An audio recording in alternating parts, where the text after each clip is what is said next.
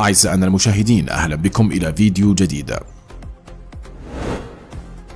والبداية من الدورية الخليجية، حيث قاد النجم الدولي الجزائري بغداد بونجاح أمسية اليوم الأحد فريقه السد لتحقيق الفوز في دوري نجوم قطر، وذلك أمام الضيف المرخية بنتيجة هدف دون رد، ليواصل حامل اللقب سلسلة انتصاراتها.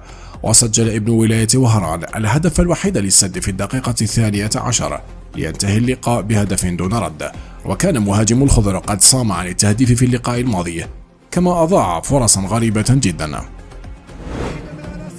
في قطر دائما نجح الدولي الجزائري مهدي طهرات في هز الشباك من جديد بألوان ناديه الغرافة في مواجهة نادي السيلية، وشارك طهرات أساسيا كالعادة ضمن تشكيلة ناديه شأنه شأن مواطنه ياسين إبراهيمي.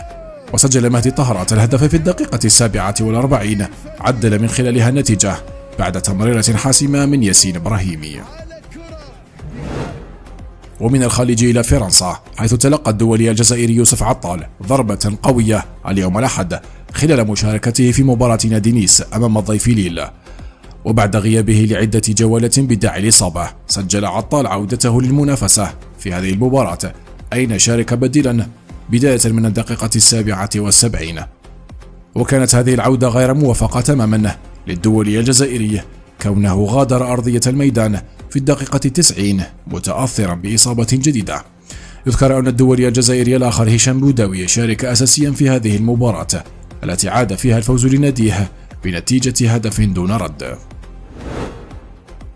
في فرنسا دائما يتجه الدولي الجزائري أندي ديلور لخوض تجربة جديدة في الليغ 1 بعيدا عن نادي نيس وبألوان نادي نونت. وكشفت صحيفة ليكيب الفرنسية توصل إدارة نيس لاتفاق نهائي مع نظيرتها في نونت لانتقال دولور لهذا الأخير. كما أضاف ذات المصدر أن مسؤولي الفريقين اتفقا على انتقال ديلور على شكل إعارة لمدة موسمين ونصف مع إلزامية شراء العقد. وتم تسريب صورة لمهاجم المنتخب الوطني عبر مواقع التواصل الاجتماعي يحمل فيها قميصه الجديد مع نونت بالرقم 99.